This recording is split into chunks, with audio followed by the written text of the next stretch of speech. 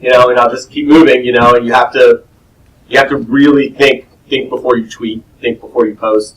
Even now, even now where you are right now, many of you, you guys may be more savvy than a lot of people, but I have friends who think they've got private accounts and you could just black Google search them and come up with their Facebook posts and things like that. You may have friends that you think would never do this to you, and when you're like some big sports writer, they'll flip it to Deadspin, and the stuff you can't imagine, happening to you could happen to you. So you have to be careful, in how you present yourself online. We had someone in Minneapolis, I think, that got sued by the official. Do you remember that?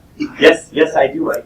And that was something that went up on Twitter because he said, I don't remember what he put up, but it was essentially, that this was a makeup call for something. That was weird. That was a weird story. It was NBA. It was an NBA story.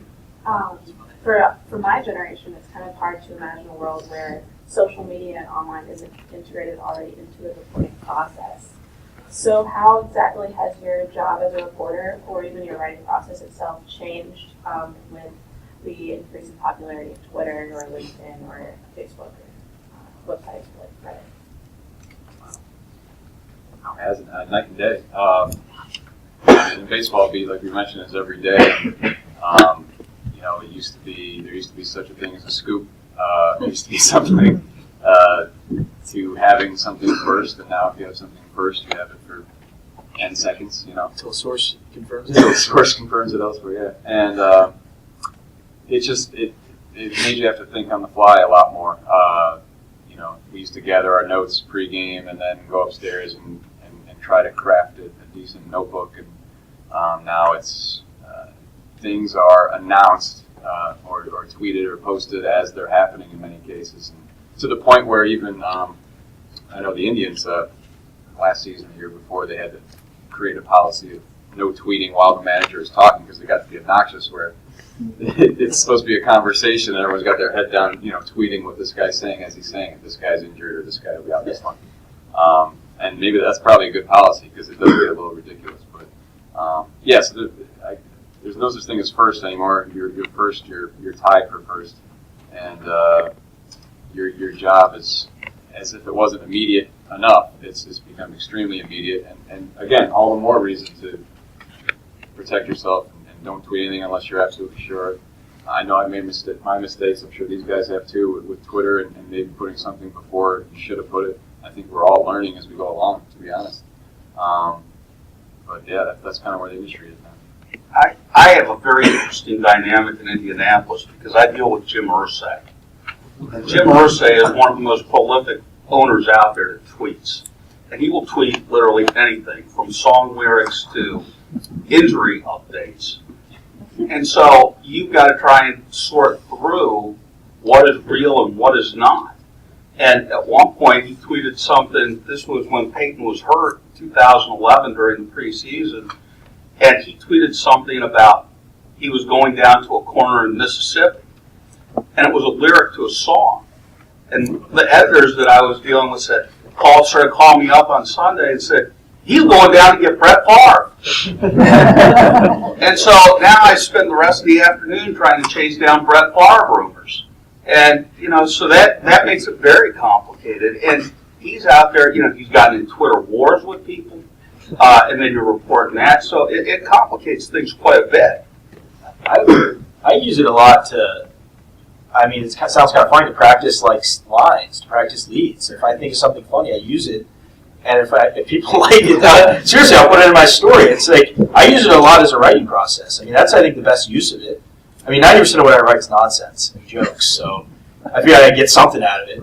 But it's like, I know people in Chicago, one guy used to work in Chicago, who would literally sit on there all day and lift people's tweets. And what I mean by that is confirm stories that don't have to do with his beat. For no reason. And we've caught him. We knew it. We knew he was doing it. But that's there's a weird cult of personalities among sports writers because people have seen how much attention they can get nationally. Someone who might be in one city all of a sudden becomes a national figure because they see him breaking news or they see what he's writing. And that's become addictive, I think, to a lot of people. And it's definitely something to watch out for. I have friends, and we send stuff to each other all the time, like crazy stuff people write. Like, what is wrong with these people? Like, why just work on your work on your story? People that try to break stuff on there. Why would you break something on Twitter that's not written for your website or newspaper already? That makes absolutely no sense. I know ESPN has a policy about it. We do too. Right, it's crazy. I don't understand why you would do that. We go, for any news, our rule is we go to the wire first, then Twitter. Absolutely. Because we don't get paid for Twitter. Right. He doesn't get paid for Twitter. Yeah, and people are just going to steal it off you anyway. I was going to say, I come at it from a little bit different perspective. I also work on the national sports desk at AP. So I spend like 3 days a week, and I'll be the night supervisor of the whole country or, whatever. And I love Twitter because I can see what everybody's doing right now. I can see what we don't have, immediately, and I can put people in motion to track it down. And so it's an invaluable tool for that aspect of my job. I've also used it before on several times, like John talked, I write a little bit of sports business too from time to time. And I always find with sports business stories, it's always better if you can localize the top, featureize the top. You know what I mean? Like somebody using a particular tool for sports technology or whatever, or something like that. Okay, and all I have to do is I tweet out what I'm looking for. I'm looking for, I wrote a story last year about people who were cutting the cord with cable, sports fans who were cutting the cord with cable and just watching events online, using whatever tools there would be. And I tweeted, I said, looking for people who are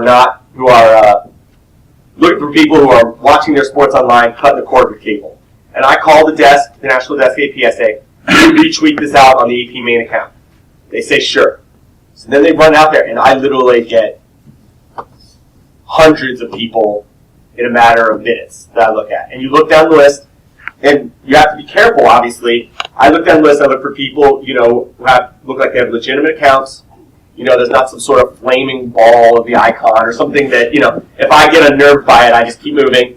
I find the person, I just send, hey, can you follow me? I send a direct message, I get them on the phone, run down the particulars, make sure I'm comfortable with this.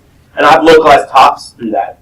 I've done it a couple times, and it's always made the story better. Like I can get 3 or 4 or 5 people, the average citizen, doing something that works in my story. So Twitter's a great thing. It's also Best reporting tool there is. Yeah, it's a great reporting tool, but it's a very dangerous one too. Like there are stories reporters who I would encourage you, if you use Twitter as a reporting tool, when you come down to interviews, stuff like that, no emails, no Twitter, get the person on the phone and err on the side of caution.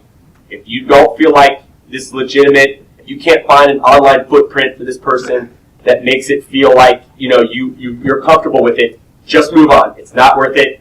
There are all kinds of people out there that would love to say they duped so-and-so at so-and-so publication.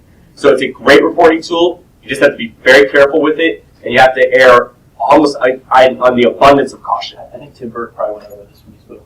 Oh, did he? Yeah, no, that's just but I love Twitter. Love Twitter. On it all the time, much to my wife's chagrin. I think we all use it to some extent. It's like Jay said. You just have to be careful.